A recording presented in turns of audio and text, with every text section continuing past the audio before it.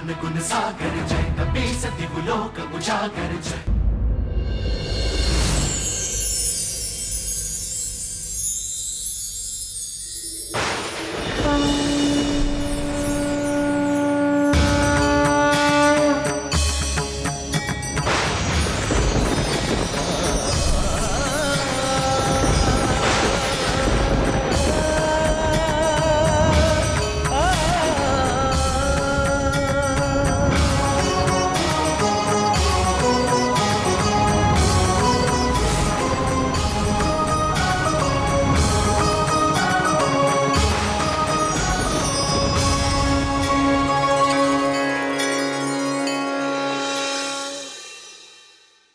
दसों महाविद्या देवियों को मेरा प्रणाम।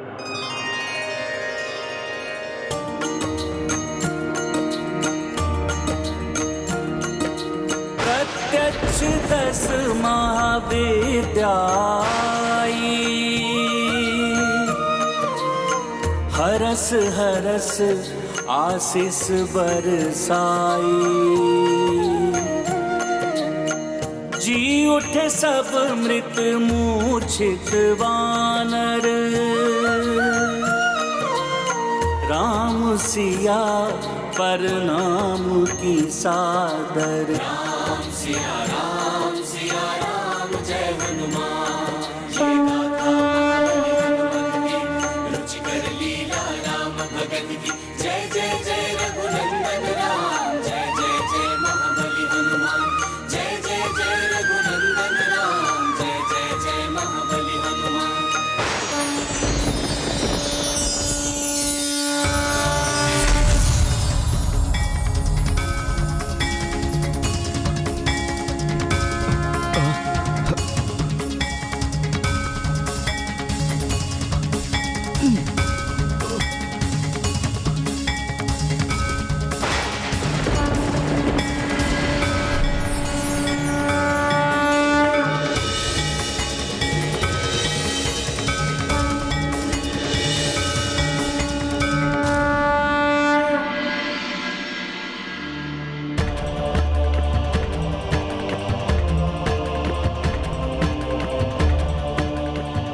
सीते,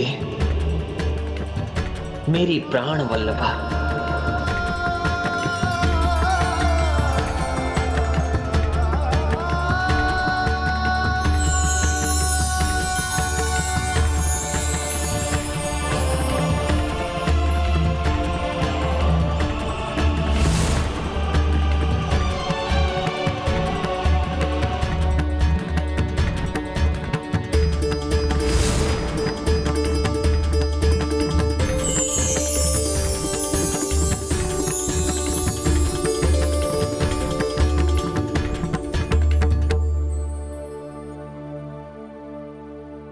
स्वामी, मेरे हृदय के देवता,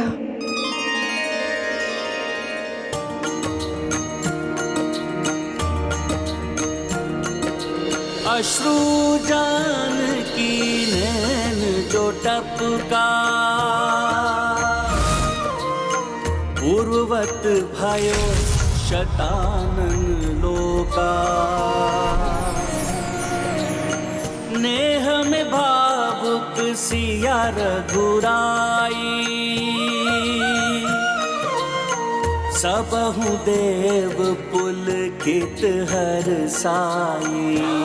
सिया राम जय हनुमान।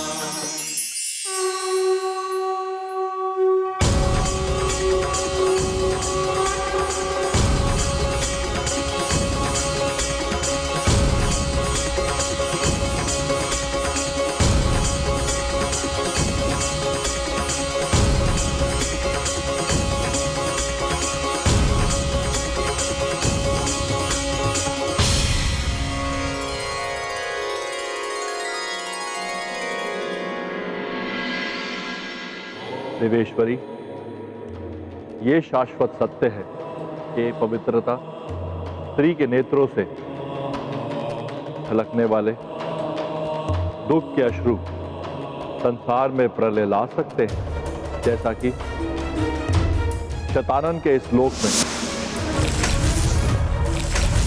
एवं लंका में हुआ, और वही सुख के अंशु संसार को सुख और समृद्धि से भर सकते हैं। पवित्रता का कोप संसार को विध्वंस कर सकता है, तो प्रेम एक नवीन सुख में संसार का सृजन भी कर सकता है। ये देखो, ये सुंदर हरी घास, ये शतानन के इस भयंकर लोक में इतना मनोहारी परिवर्तन। ये देखो, हमारे आहत होने के चिन्ह भी चले गए।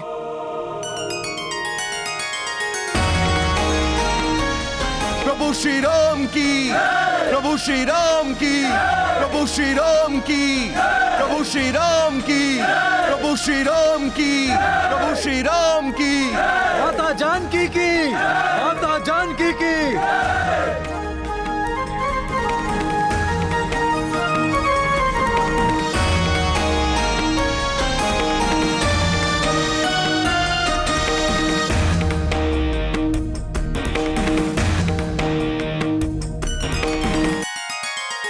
प्रभु, आपके कारण हम सबको संसार से अधर्म को मिटाकर धर्म की स्थापना करने का सौभाग्य प्राप्त हुआ है। आपके एवं माता के अद्भुत पराक्रम के साक्षी बनकर हम धन्य हो गए। प्रभु, प्रभु, आप दोनों को कोटि कोटि नमन। प्रभु श्री राम और माता सीता को हम सब की ओर से कोटि कोटि नमन।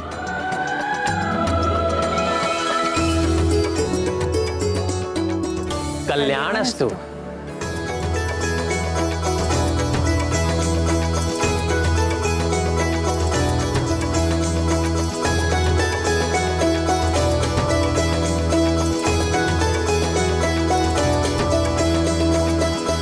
प्रभु, कुछ समय पूर्व शतानन का जो लोक भयावह प्रतीत हो रहा था, अब स्वर्ग की भांति सुंदर एवं शांत दिखाई देने लगा। प्रभु का आशीर्वाद और धर्म पथ पर चलने वाले भक्त जहां पहुंच जाएं, वो स्थान नरक से स्वर्ग में परिवर्तित हो जाता है। और फिर जहां प्रभु श्री राम और देवी सीता स्वयं उपस्थित हो, वो स्थान तो स्वर्ग ही बन जाएगा ना। उस अधर्मी का समूल नाश हो चुका है। अब समय आ गया है लंका लौट चलने का।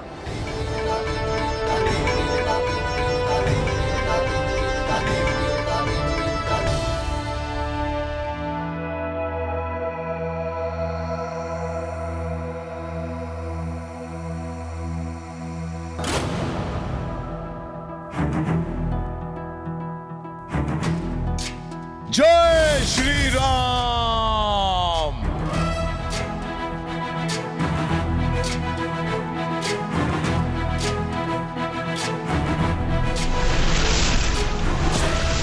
ज्ञान गुण सागर जय कपी सती गुलो उजागर जय ज्ञान गुण सागर जय कपी सती गुलो उजागर जय। प्रभु, प्रभु के वनवास की अवधि समाप्त होने को है। अवश्य ही प्रभु एवं माता लंका से अयोध्या को प्रस्थान करने के लिए सज्जित हो रहे होंगे, किंतु माता और प्रभु हैं कहां? प्रभु, प्रभु, प्रभु।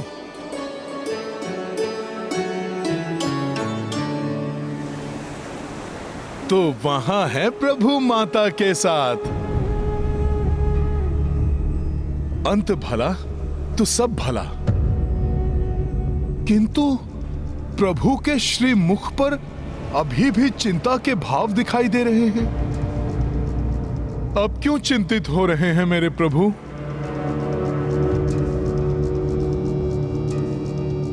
हाँ, बड़ा आनंद आएगा, मुझे आशा है। प्रभु अवश्य इसके लिए स्वीकृति दे देंगे। किंतु महाराज, प्रभु से ये बात कहेगा कौन? मैं हनुमान से बोलता हूँ, वो प्रभु से बात करेंगे। हाँ हनुमान, ये हनुमान कहाँ गए? प्रणाम प्रभु। प्रणाम माता। प्रभु, आपको चिंतित प्रतीत हो रहे थे। यदि आपको कोई चिंता है तो आप मुझे बताइए, मैं उसे दूर करने का प्रयास करूंगा। हनुमान, मुझे ज्ञात है कि तुम मेरे कार्य के लिए सदैव तत्पर रहते हो। प्रभु, तो फिर आप मुझसे मत छिपाइए। कृपया करके मुझे बताइए, वो क्या है जिसने मेरे प्रभु को चिंतित कर दिया है? हनुमान, ये चिंता तुम्हारे प्रिय प्रभु राम की नहीं है। ये चिंता अयोध्या के होने वाले राजा राम की है। एक साधारण नर के उत्तरदायित्व और एक राजा के उत्तरदायित्व में बहुत बड़ा अंतर होता है हनुमान। राजा बनना मेरे लिए एक बहुत बड़ी परीक्षा होगी। प्रभु, आपका नाम ही बड़ी से बड़ी परीक्षा को सुगम्य कर देता है। फिर आपको कैसी चिंता? हनुमान, सिंहासन पर बैठने के साथ ही मुझे अनेकों उत्तरदायित्व संभालने होंगे। अनेकों राजधर्म निभाने पड़ते हैं एक राजा को, जो किसी परीक्षा से कम नहीं होते। प्रभु, संसार साक्षी है कि आपने अपना पुत्र धर्म, पति धर्म और मित्र धर्म भली भांति निभाया है। तभी तो सब आपको मर्यादा पुरुषोत्तम कहते हैं। फिर आप राजधर्म को लेकर इतने चिंतित क्यों हैं? हनुमान, एक अच्छा राजा वही होता है जो स्वयं को प्रजा का शासक नहीं, सेवक समझे। राजा के लिए सुख वैभव भोगना बहुत सरल है, किंतु वास्तव में राजधर्म निभाना बहुत कठिन है, बहुत कठिन है हनुमान। प्रभु, मैं कुछ समझा नहीं। हनुमान, देवी सीता को अग्नि परीक्षा क्यों देनी पड़ी, जबकि मुझे उनकी पवित्रता पर पूर्ण विश्वास था, किंतु संसार को दिखाने के लिए सीता को अग्नि परीक्षा देनी पड़ी। इसी प्रकार भविष्य में मुझे भी कड़ी परीक्षा देनी पड़ेगी। इसके लिए मुझे स्वयं को तैयार करना है। प्रभु, आपका ये तुच्छ सेवक इतना अवश्य जान गया है कि मेरे प्रभु के राजकाज को ये संसार सदियों तक स्मरण रखेगा। राम राज एक सुखमय राज का परिचायक होने वाला है। ऐसा तुमने कैसे जान लिया? किंतु माता, जहां का राजा राजा बनने से पूर्व ही राजधर्म की, प्रजा के सुख दुख की चिंता करने लगे, माता, तो यह निश्चित है कि उनके राज में प्रजा सुख और समृद्धि से भरपूर रहेगी।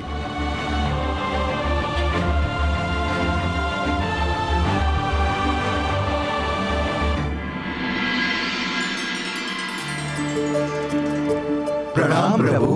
प्रणाम प्रणाम माता।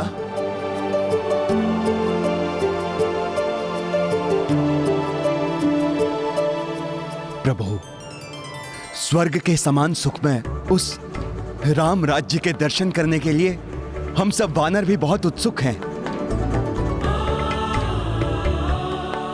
प्रभु, सभी आपके साथ अयोध्या जाना चाहते हैं। हाँ हाँ, हम भी अयोध्या जाएंगे प्रभु, हमें भी अपने साथ ले चलिए। हाँ हाँ प्रभु, हम भी अयोध्या जाएंगे। हमें भी अपने साथ ले चलिए। हाँ, हाँ, प्रभु, हम भी अयोध्या जाएंगे। प्रभु, हर्ष से प्रफुल्लित आपकी सेना आपको राजा राम के रूप में देखने को उतावली हो रही है।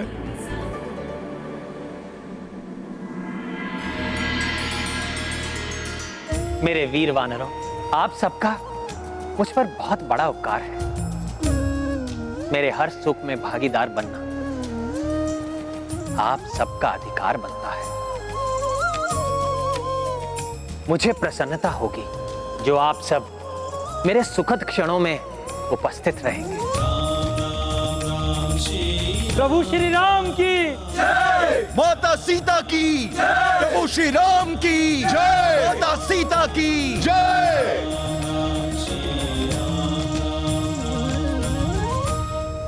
यदि वनवास की अवधि समाप्त होने के सूर्यास्त तक आपने एक भी दिन का विलंब किया तो आप अपने अनुज भरत को जलती हुई चिता में देखेंगे भैया।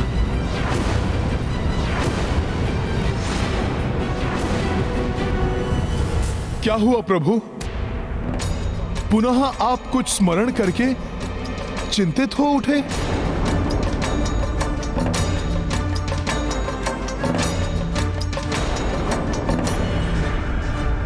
हनुमान, वनवास की अवधि में मात्र 2 ही दिन शेष रह गए हैं। अवधि समाप्त होने के पश्चात यदि सूर्योदय से पूर्व मैं अयोध्या नहीं पहुंचा तो मेरा भरत अपने प्राण त्याग देगा।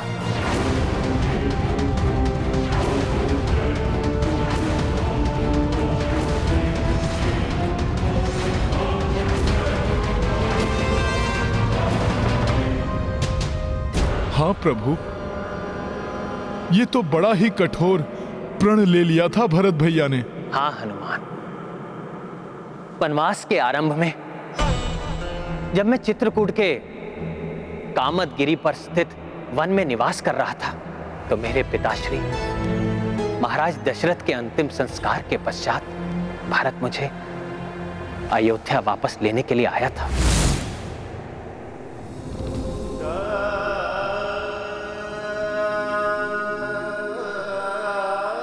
जब तक आप अयोध्या का राज सिंहासन नहीं स्वीकार करेंगे, आपका यह अनुज, आपका भरत आपके चरणों में पड़ा रहेगा।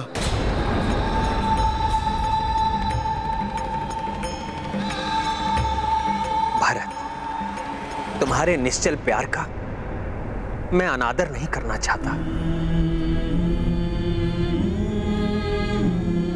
किंतु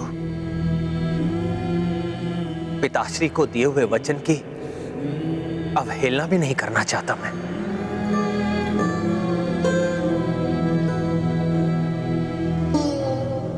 इसलिए मैं वचन देता हूं कि मैं 14 वर्ष पश्चात लौटकर अयोध्या का राजपद स्वीकार कर लूंगा, किंतु तब तक अयोध्या का राजपाट तुम्हें ही संभालना होगा। तो भैया, आपको भी मेरा एक निवेदन स्वीकार करना होगा। अगले 14 वर्षों तक अयोध्या के राज सिंहासन पर मैं नहीं, आपकी चरण पादुका ही विराजेगी। मान जाइए भैया।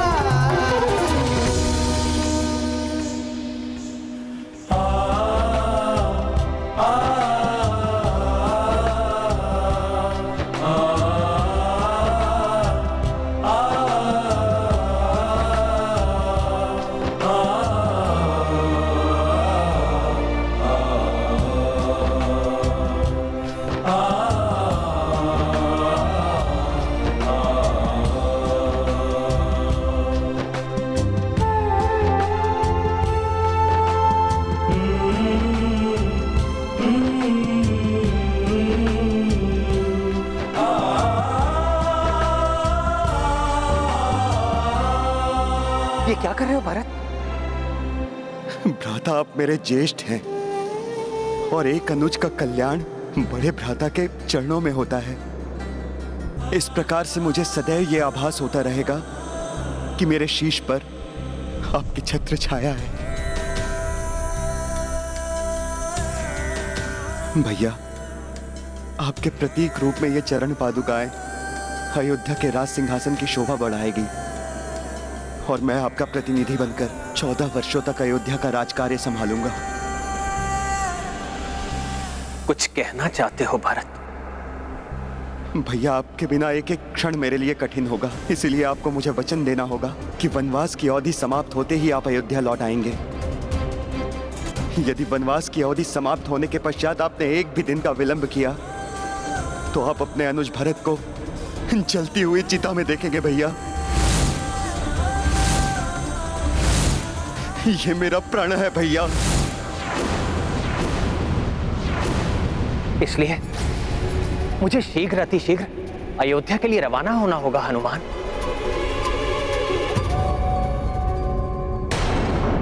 मुझे शीघ्र अतिशीघ्र अयोध्या के लिए रवाना होना होगा हनुमान, जिससे कि आज से तृतीय दिवस की प्रातः तक हम अयोध्या में हों।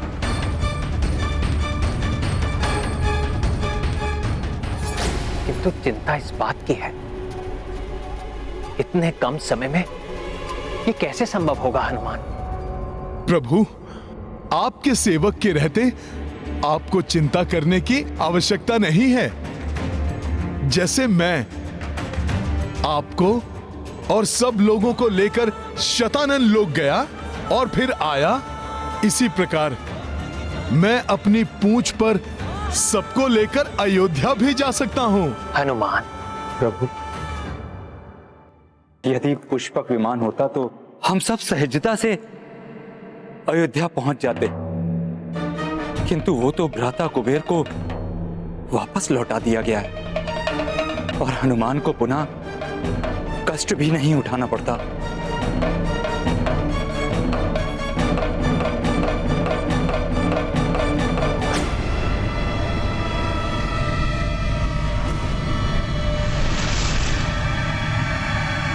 वो क्या है?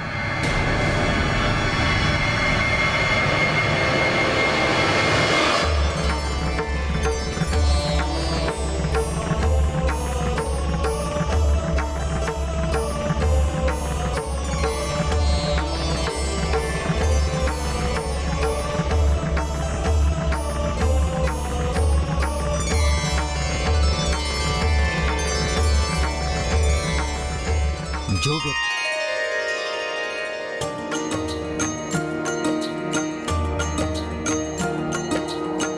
राम जानकी अवध को जाना, लाए कुबेर पुष्पक याना। पुष्पक आकारा को बढ़ाई, वानर सेना जामह समाई। सिया राम जय हनुमान। जा रहे लंका से रघुवीरा, हनुमत संग सब भाव विभोरा। त्रिजटा नैन अश्रु भर आई, वैदेही गले बढ़ के लगाई। सिया राम जय हनुमान। राम सिया राम। त्रिजटा, आपने एक अभिभावक की भांति सीता की रक्षा की है। मैं आपको वरदान देता हूं, अब से अशौच और नियम आदि से जो भी पूजा होगी उसका पुण्य आपको भी प्राप्त होगा। आप सदैव सीता की प्रिय बनी रहेंगी। मेरा जीवन धन्य हो गया प्रभु। आपको कोटि कोटि धन्यवाद। आप दोनों को मेरा नमन।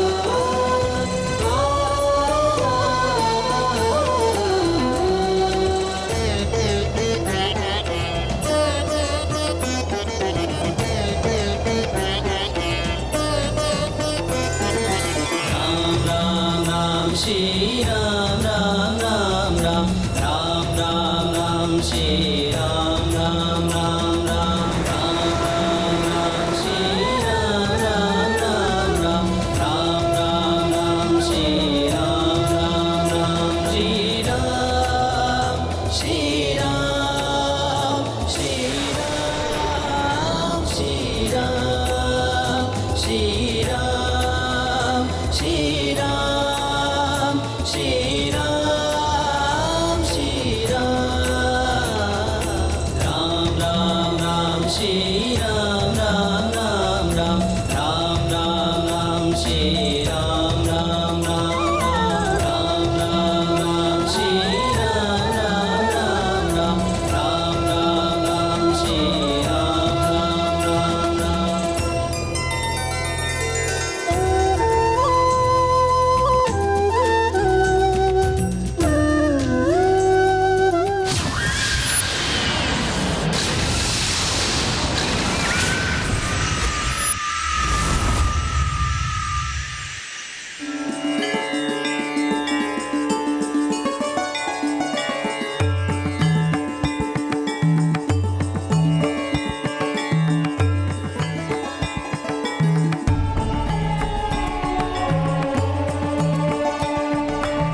जननी जन्म भूमिश्व स्वर्गादपि गरीयसी।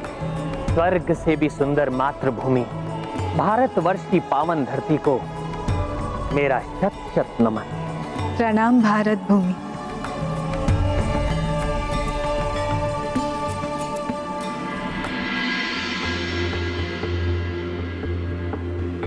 हमारी मातृभूमि का सब पर बड़ा उपकार होता है। भूमि हमारा पालन पोषण करती है, हमें आश्रय देती है। भारतवर्ष की ये पवित्र भूमि देव भूमि है, जिसकी धरा संसार का नाभि स्थल है, जो मनुष्य को तप आदि सत्कर्मों के बल पर ईश्वर का भी साक्षात्कार करा देती है। इसे धन्यवाद देना हमारा प्रथम कर्तव्य है। प्रणाम भारत भूमि।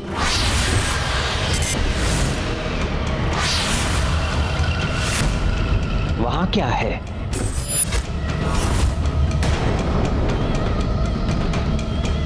प्रभु का ध्यान कहां है? कोई है वहां, किंतु कौन हो सकता है जो कभी दिखाई देता है, कभी लुप्त हो जाता है? सावधान साथियों,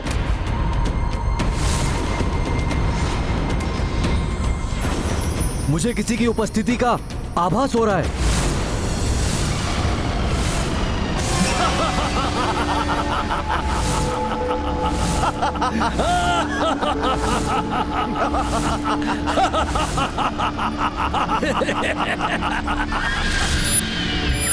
ये तो पिशाच प्रतीत हो रहे हैं।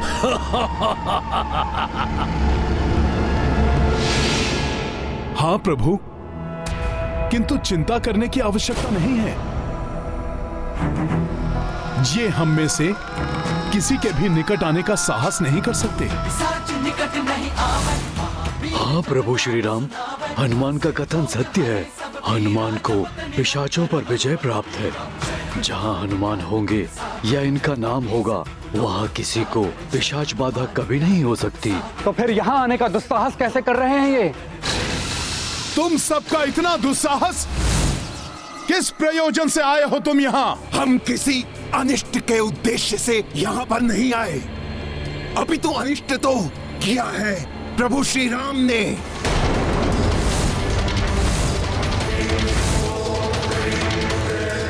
ब्रह्म हत्या की है तुम्हारे श्री राम ने, ब्रह्म हत्या।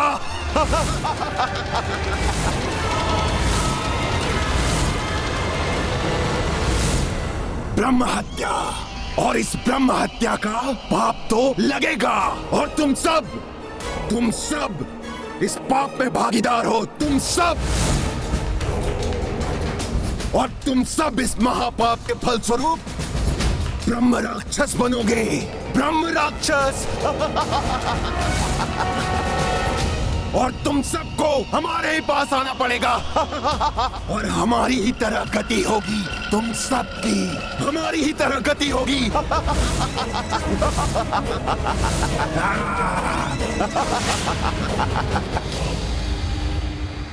पिशाचों का कथन सत्य है स्वामी। रावण ब्राह्मण पुत्र थे और उसका वध हमारे हाथों ही हुआ है। किंतु माता, वो पापी था, अधर्मी था। यदि वो अधर्म न करता तो उसका वध नहीं होता। हाँ हनुमान, रावण एक ब्राह्मण पुत्र था, विद्वान भी था, किंतु वो एक दुराचारी था। इसीलिए उसका अंत करना ही पड़ा मुझे। प्रभु, यदि ये महापातक है तब तो हम सब भी इस महापातक के भागी हैं। किंतु तुम सबका नेतृत्व मैं ही कर रहा था, इसलिए महापातक का दोषी मैं ही हूं।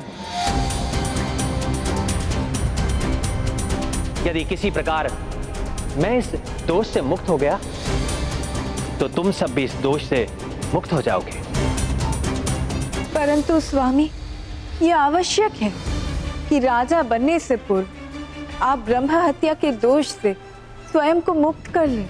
हाँ सीते, इस ब्रह्म हत्या के दोष से मुझे मुक्त होना ही होगा, अन्यथा ये कुरीति आरंभ हो जाएगी कि कोई भी राजा या शक्ति से संपन्न व्यक्ति किसी भी विद्वान का वध कर देगा। विद्वानों और ब्राह्मणों का वध निषिद्ध ही रहना चाहिए। प्रभु श्री राम, भगवान शिव सर्वपातक हरता हैं। उनकी कृपा हो गई तो ब्रह्म हत्या के दोष से मुक्ति मिल सकती है। आपका कथन सर्वथा उचित है जामवंत जी। मेरे वीर वानरों, हम सबके शीश पर जो ब्रह्म हत्या का दोष है उसे मिटाने के लिए हम भगवान शिव के आत्मलिंग की पूजा करेंगे।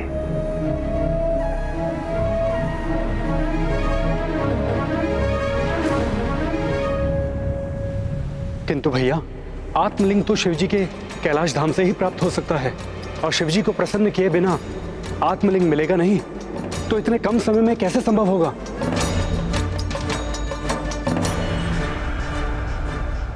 उसकी चिंता मत कीजिए लक्ष्मण भैया, मैं हूं ना। भोले बाबा मुझे मना नहीं करेंगे। मैं समय रहते ही भोले बाबा का शिवलिंग लेकर आ जाऊंगा। हनुमान कुछ अत्यधिक आत्मविश्वास से भर गए हैं। उनके इस आत्मविश्वास से अभिमान झलक रहा है, जो कदाचित युद्ध में हनुमान के पराक्रमों के कारण प्राप्त विजय से उपजा है। इतना सहज नहीं है हनुमान मेरे प्रभु का आत्मलिंग प्राप्त करना।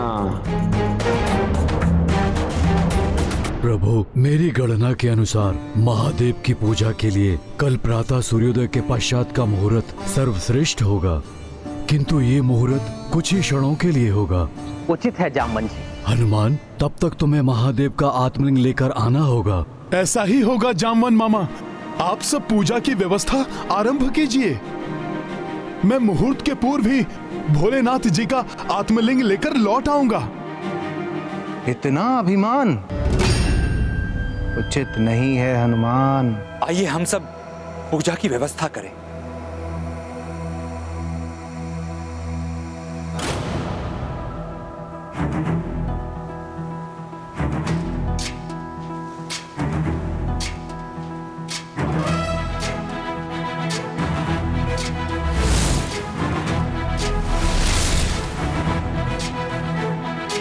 भैया, यदि हम कल तक पूजा करने के लिए यहीं प्रतीक्षा करेंगे तो पूजा के पश्चात अयोध्या पहुंचने के लिए मात्र 8 प्रहर का समय ही शेष रह जाएगा। और यदि किसी भी कारणवश हम उतने समय में अयोध्या नहीं पहुंच पाए तो कहीं भरत भैया। चिंता मत करो लक्ष्मण। हनुमान समय रहते वापस लौट आएंगे और हम सब भी पूजा संपन्न करके समय रहते अयोध्या पहुंच जाएंगे।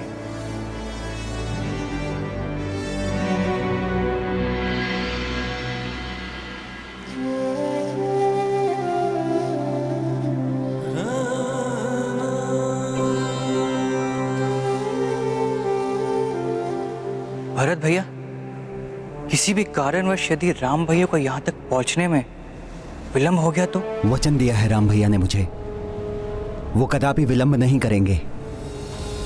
देखना शत्रुघ्न, परसों का सूर्योदय होने से पूर्व राम भैया यहाँ पर होंगे, और यदि विलंब हुआ तो मेरा प्रण पूर्ण होगा। मैं जलती हुई चिता में प्रवेश कर जाऊंगा। नहीं नहीं, ऐसा नहीं होना चाहिए।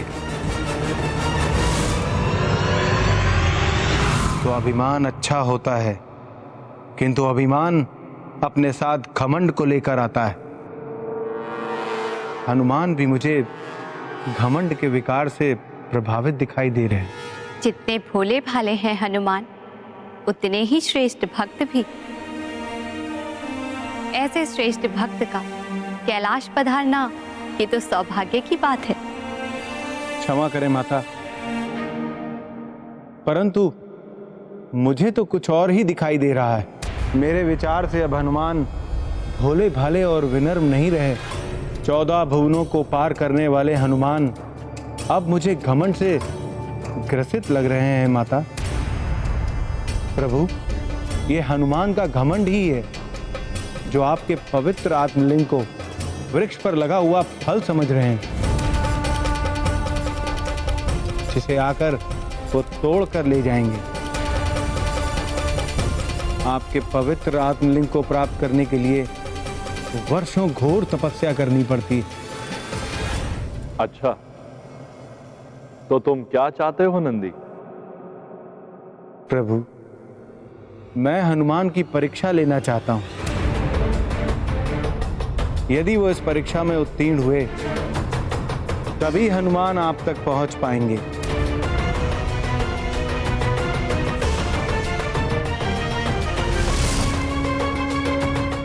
हनुमान, तुम्हें तो बहुत कठिन परीक्षा देनी होगी, तभी तुम देवेश्वर के दर्शन कर पाओगे।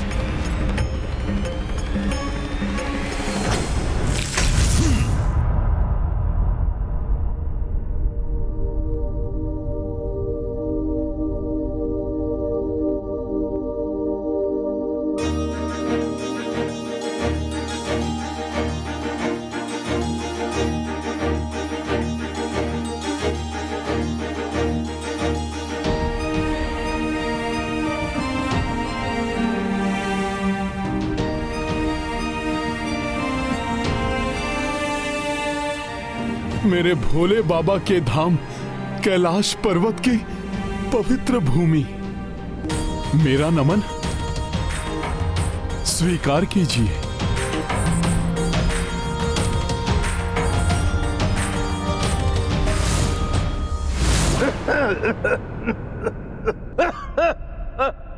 कौन है जो भगवान भोलेनाथ के इस पवित्र भूमि में पीड़ा से तड़प रहा है?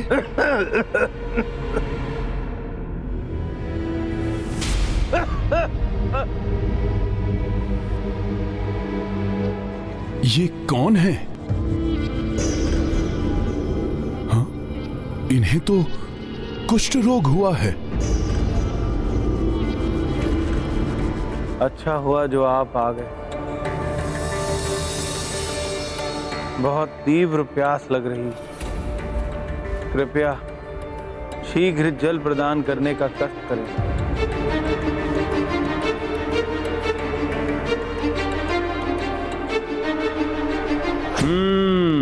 तो मेरा अनुमान सत्य ही था। हनुमान प्रभु श्री राम के प्रिय सेवक हो, इसीलिए इतना घमंड हो गया है तुम्हें कि एक कोढ़ी की सहायता किए बिना ही चल दिए।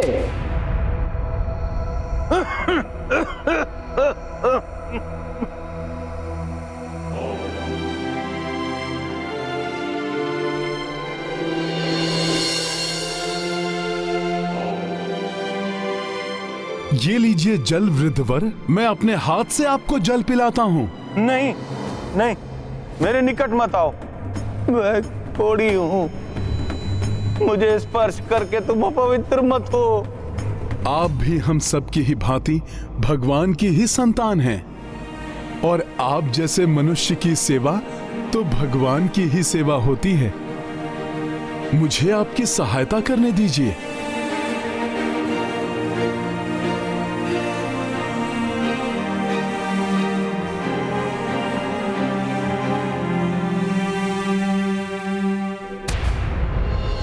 गुरुवर सूर्यदेव अस्ताचल की ओर जा रहे हैं। मुझे शीघ्र ही अपना कार्य भी संपन्न करना है। ये तो साधारण परीक्षा थी हनुमान, अभी तो तुम्हें कड़ी परीक्षा का सामना करना होगा। नंदी गए तो थे हनुमान के विकारग्रस्त होने की परीक्षा लेने, किंतु स्वयं ही अभिमान के विकार से ग्रस्त होते हुए प्रतीत हो रहे हैं। यदि समय रहते विकारग्रस्त होने का आभास हो जाए और प्राणी संभल जाए तो विकारों से बचा जा सकता है। देखते हैं नंदी को इसका आभास होता है या नहीं। धन्यवाद वानर श्रेष्ठ। ये तो मेरा कर्तव्य था वृद्धवर, अब आप मुझे आज्ञा दें। मुझे एक बहुत ही आवश्यक कार्य हेतु जाना है। आवश्यक कार्य? देखता हूँ तुम्हारे लिए वो आवश्यक कार्य महत्वपूर्ण है या फिर एक कोढ़ी की पीड़ा। ऐसा प्रण आपको नहीं लेना चाहिए था भरत भैया। राम भैया को वापस आने में किसी भी कारण से विलंब हो सकता है, कोई भी बाधा आ सकती है राम भैया पर।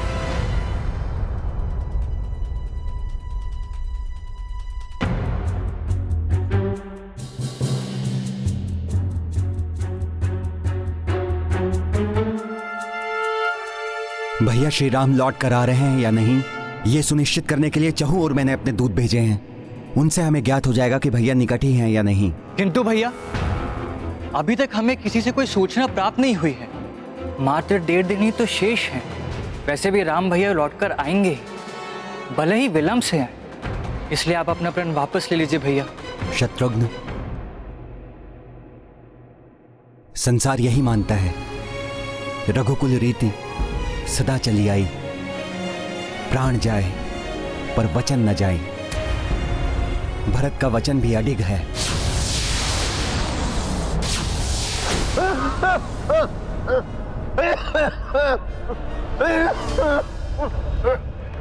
बहुत पीड़ा हो रही है आपको? घाव बढ़ते ही जा रहे हैं। इन पर शीघ्र जड़ी बूटी लगाना आवश्यक है। उसी को प्राप्त करने हेतु कैलाश आया था, किंतु मेरी पीड़ा अब असहनीय हो रही है। मुझे ऐसा प्रतीत होता है कि समय रहते मैं जड़ी बूटियों तक नहीं पहुंच पाऊंगा।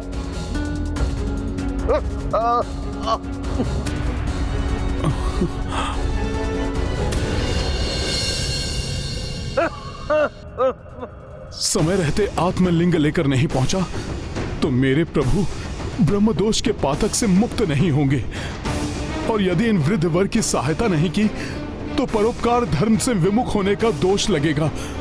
क्या करूं मैं? अब सिद्ध हो जाएगा कि हनुमान की ये सेवा मात्र ढोंग थी या सत्य में ही परोपकार धर्म पर अडिग है हनुमान।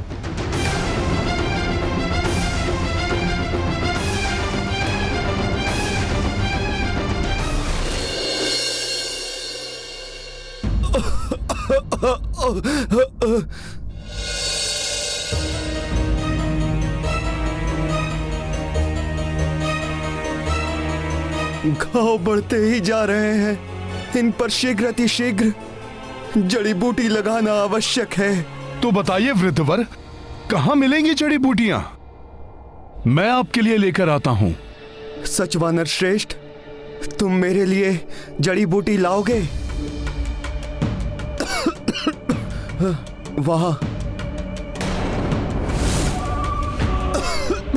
वहां से प्राप्त होगी जड़ी बूटी।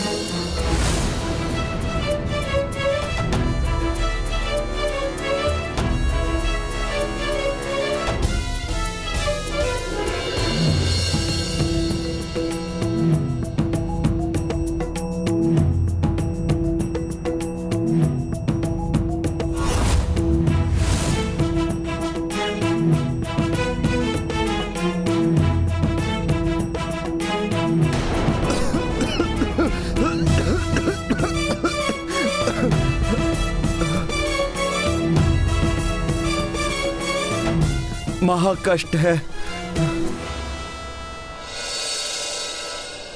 ये गाथा महाबली हनुमत की, रुचिकर लीला राम भगत की। जय जय जय रघुनंदन राम, जय जय जय महाबली हनुमान। क्षण भर में कपि बूटी लाए, हस्त से पीसी लेप लगाए।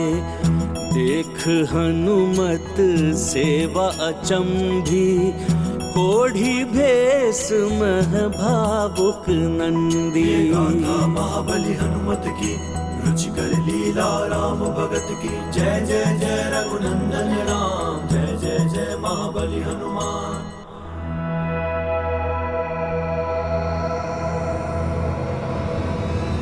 बस हनुमान बस।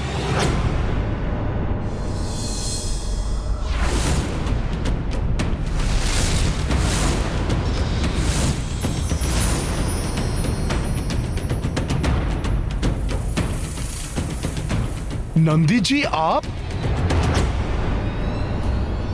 हाँ हनुमान, मैं तुम्हारी परीक्षा ले रहा था कि इतने बड़े युद्ध में विजय प्राप्त करने के पश्चात कहीं तुम्हें अभिमान ने तो नहीं घेर लिया है, परंतु तुम सच्चे सेवक सिद्ध हुए। फिर वो चाहे सेवा प्रभु श्री राम की हो या फिर एक अपरिचित कोढ़ी की। नंदी जी, मैंने तो अपना कर्तव्य निभाया है और आपकी सेवा करके तो मुझे भोले बाबा की सेवा का अवसर भी प्राप्त हो गया, क्योंकि नंदी जी के चरणों में बिना पुष्प एवं जल चढ़ाए कोई शिव जी तक कैसे पहुंच सकता है। किसी भी भक्त की याचना यदि नंदी जी के कानों में पड़ जाए तो वो अवश्य ही मेरे पास पहुंचती हैं। अन्यथा मेरे तप अथवा विश्राम में किसी भी प्रकार का व्यवधान ना आए, इसलिए नंदी मेरे प्रत्येक भक्तों को मेरे समीप नहीं पहुंचने देता। और वैसे भी नंदी जी, रावण के वध का श्रेय तो आपको ही जाता है। आपने ही तो रावण को वानरों से परास्त होने का शाप दिया था। जिन वानरों को तुम इतना तुच्छ समझते हो, उन्हीं वानरों के सम्मुख तुम घुटने टेकने पर विवश हो जाओगे। मेरा क्या है, मैं तो मात्र एक तुच्छ सेवक हूं। सौभाग्य से प्रभु श्री राम की सेवा का अवसर मिल गया मुझे, परंतु आप तो वो हैं जिसने रावण के सर्वनाश को सुनिश्चित कर दिया था। मैं तो मात्र आपके दिए हुए शाप का माध्यम भर था। हाँ, सत्य कह रहे हो हनुमान। नंदी गए तो थे हनुमान के विकारग्रस्त होने की परीक्षा लेने, किंतु स्वयं ही अभिमान के विकार से ग्रस्त होते हुए प्रतीत हो रहे हैं। यदि समय रहते विकारग्रस्त होने का आभास हो जाए और प्राणी संभल जाए तो विकारों से बचा जा सकता है। देखते हैं नंदी को इसका आभास होता है या नहीं? अच्छा, तो हनुमान मेरी प्रशंसा करके मुझे ही विकारग्रस्त करने का प्रयास कर रहे हैं। अब देखो मैं कैसे उल्टी धारा बहाता हूँ। अच्छा, आपने तो इतना महान कार्य किया है नंदी जी। बस अब मुझे भोलेनाथ जी से आत्मलिंग प्राप्त करने में मेरी सहायता कर दीजिए आप। अवश्य हनुमान, तुम कदापि चिंता मत करो। मैं तुम्हें स्वयं प्रभु महादेव के पास ले चलता हूं। चलो। किंतु इस बहरूपिये के साथ प्रभु के इस पवित्र धाम में प्रवेश नहीं करने दूंगा मैं तुम्हें।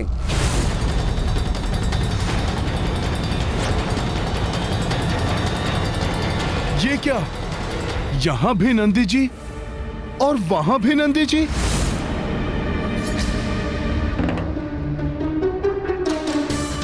मैं आत्मलिंग लेकर समय पर नहीं पहुंचा तो प्रभु की पूजा का मुहूर्त निकल जाएगा और प्रभु प्रतीक्षा करेंगे तो अयोध्या पहुंचने में विलंब हो सकता है। फिर प्रभु को विलंब होते देख अयोध्या में कहीं कुमार भरत कोई अनिष्ट न कर बैठें।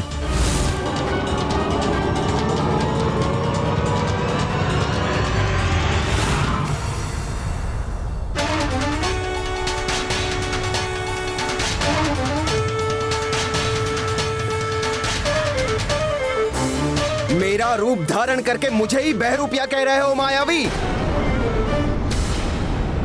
तुम्हारा इतना दुस्साहस! हनुमान, इस मायावी को दंड दो ताकि ये सारी माया भूल जाए। हनुमान, जब से तुम यहां आए हो तब से ये तुम्हारे साथ छल कर रहा है। पहले कोढ़ी बना, फिर मेरा छद्म रूप धारण कर लिया इसने। इसे छोड़ो, मैं तुम्हें प्रभु के पास ले जाऊंगा। छल करने का प्रयास तुम कर रहे हो हनुमान के साथ। इसकी बातों में मत आना हनुमान। कोई मायावी है ये।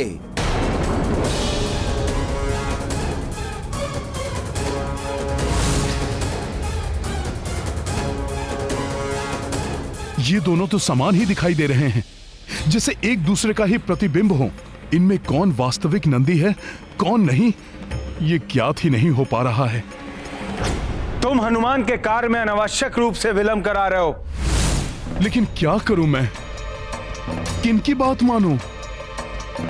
आप दोनों तो पूर्णतया एक समान ही दिखाई दे रहे हैं।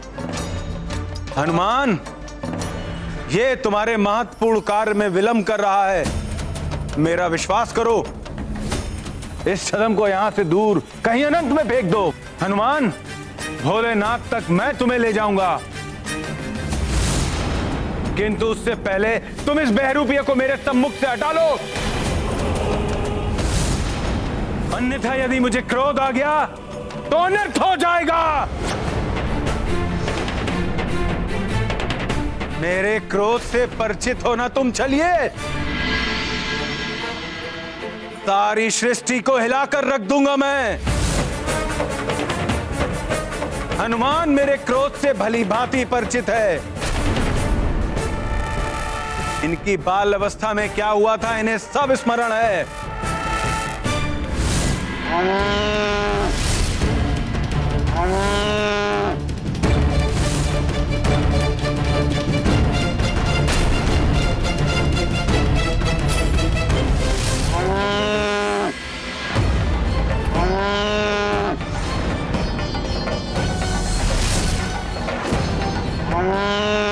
बस बहुत हो गया हनुमान। यदि तुम इसे नहीं हटाओगे यहां से तो मैं इसका अंत कर दूंगा। तो आ जाओ, मैं भी देख लूं कि अंत तुम्हारा मैं करता हूं या तुम मेरा। किंतु मेरे क्रोध की ज्वाला में यदि ये सृष्टि भी भस्म होने लगे तो मुझे दोष मत देना हनुमान।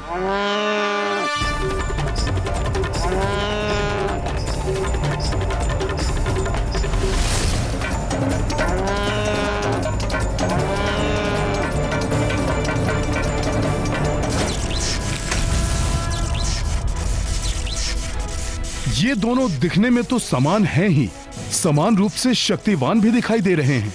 यदि वास्तव में दोनों विलग हैं, तो इनके युद्ध से तो सृष्टि में भूचाल आ जाएगा। मुझे शीघ्र ही कुछ करना होगा।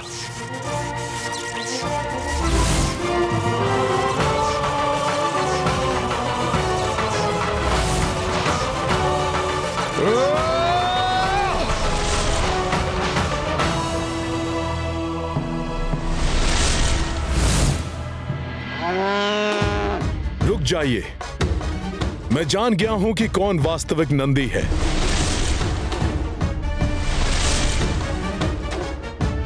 तो ठीक है हनुमान, तो तुम इस छद्म रूपी नंदी को हटा दो मेरे सामने से।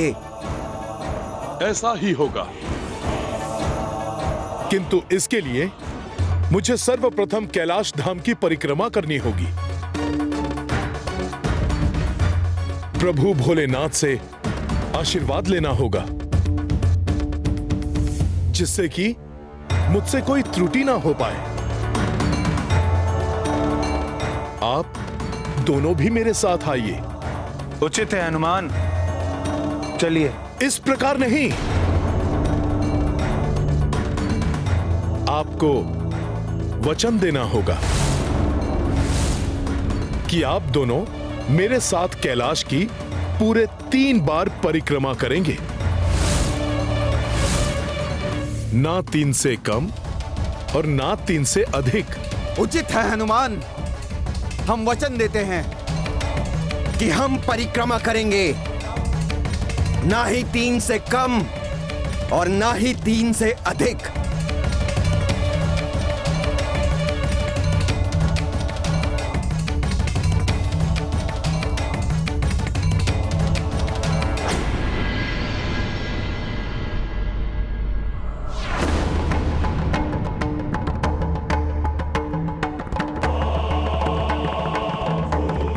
ओम तत्पुरुषाय विद्महे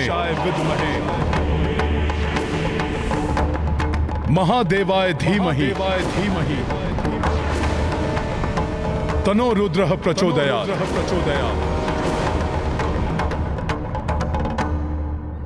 ओहो, हनुमान ने तो अपने बुद्धि चातुर्य से हमें ही उलझा लिया और हम समझ ही नहीं पाए।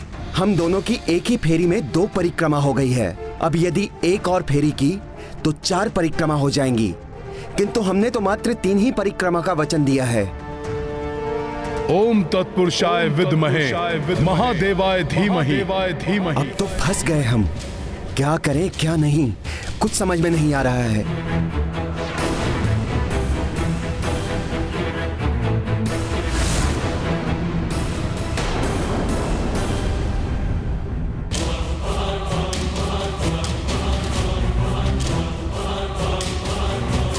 क्या हुआ नंदी जी, आप दोनों रुक क्यों गए? परिक्रमा क्यों नहीं ले रहे हैं?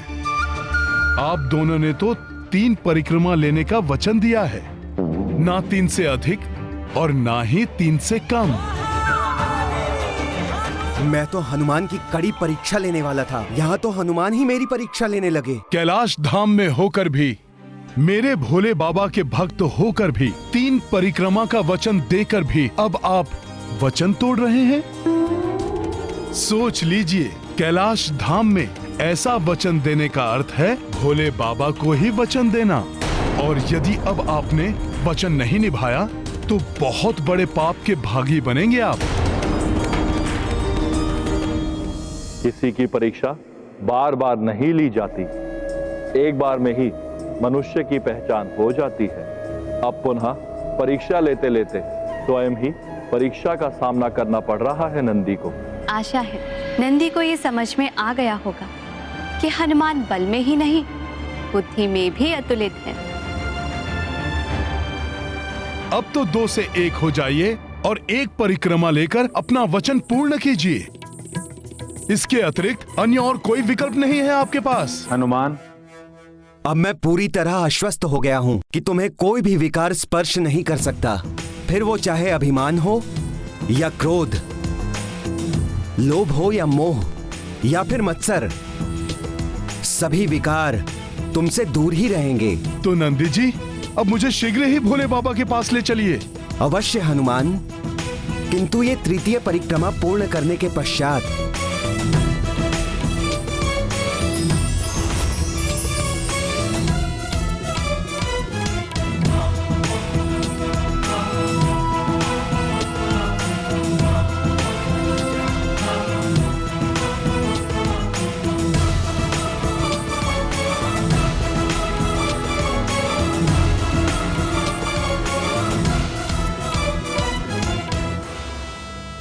प्रणाम भोले बाबा, प्रणाम माता। कल्याणमस्तु। अब तो तुम्हारी शंका का समाधान हो गया ना नंदी?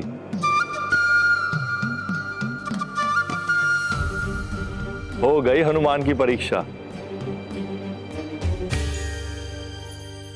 भोले बाबा, जिन प्रभु श्री राम की कृपा से मैं हर एक परीक्षा में सफल रहा, उन्हीं के कार्य हेतु मैं आपके पास आया हूं। मुझे ज्ञात है हनुमान, एवं ये भी जानता हूं कि इसके लिए तुम्हारे पास बहुत ही कम समय शेष है। तो प्रभु कृपया शीघ्र ही मुझे अपना आत्मलिंग देने की कृपा करें। हनुमान, मेरे आत्मलिंग को प्राप्त करने के लिए बहुत ही कठोर तपस्या करनी पड़ती है। रावण ने तो अपने शीश तक मुझे अर्पित कर दिए थे। अब यदि मैं तुम्हें ऐसे ही आत्मलिंग प्रदान कर दूं, तो यह पक्षपात होगा। भोले बाबा, यदि आपने आत्मलिंग नहीं दिया तो प्रभु की पूजा पूर्ण नहीं हो पाएगी। वो ब्रह्म हत्या के पातक से मुक्त कैसे हो पाएंगे? और प्रभु, मुझे पूर्ण विश्वास है कि इस कार्य से कोई पक्षपात नहीं होगा। वो कैसे हनुमान? वो ऐसे प्रभु कि रावण ने तो आपसे आपकी ही वस्तु मांगी थी, परंतु प्रभु श्री राम तो आपसे अपनी वस्तु मांग रहे हैं।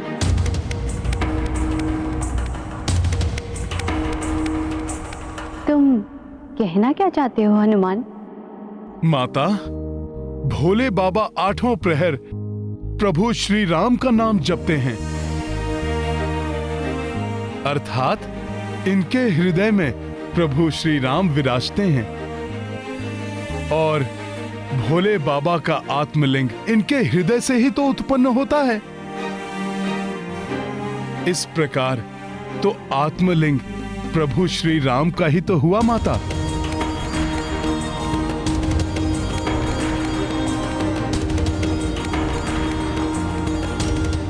तुम्हारा कथन तो उचित ही है हनुमान। और वैसे भी प्रभु आप उनसे जुड़े हुए हैं और वो आपसे, तो आप दोनों पृथक ही कहां हैं? अतः आपका आत्मलिंग उन्हीं का तो है।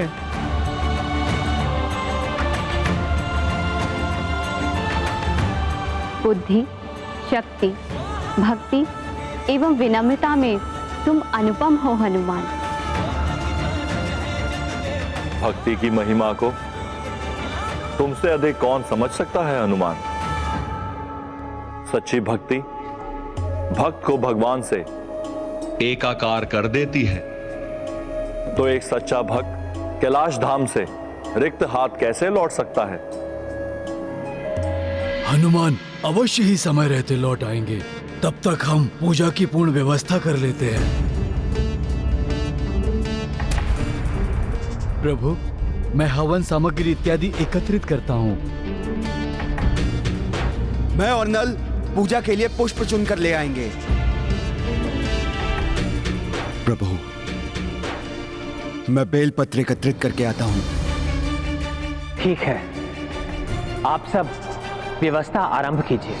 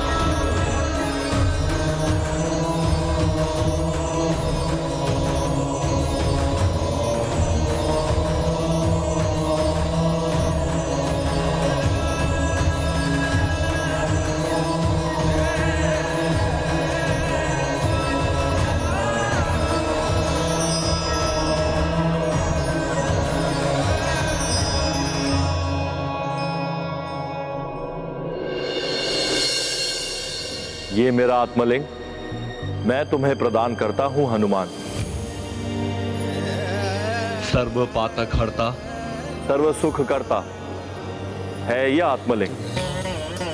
इसे तुम श्री राम के पास ले जाओ।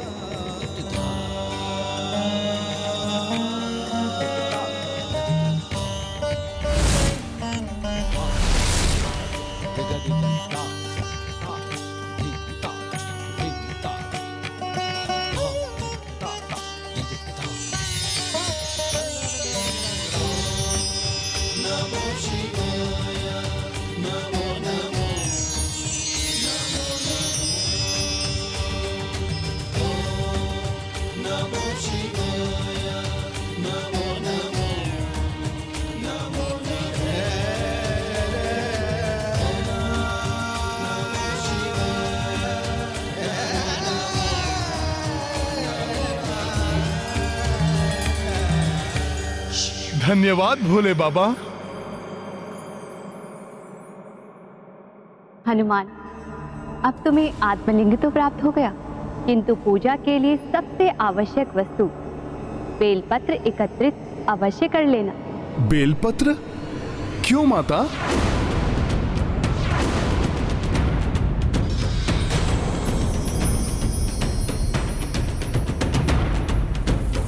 राम भक्त महाबली हनुमान को जानना हो तो चैनल को सब्सक्राइब करें और बेल आइकॉन दबाना न भूलें।